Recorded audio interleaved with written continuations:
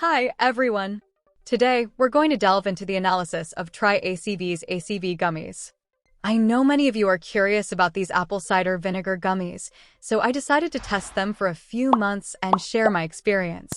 Within each of these ACV gummies, we find a unique blend of ingredients, such as Corosolic Acid, Saffron Bulb Extract, and Fucoxanthin.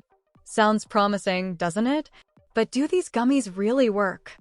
Before we continue, if you've already tried ACV gummies, please leave your comment below sharing your experience.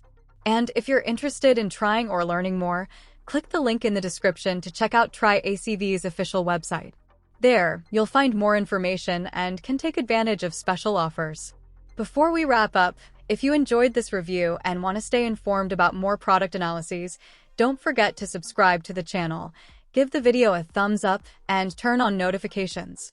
And to check out ACV Gummies, click the link in the description to access Try ACV's official website. There, you'll find detailed information and can take advantage of the special offers available. That's it for today, everyone. Thank you so much for watching. Take care, and until the next video.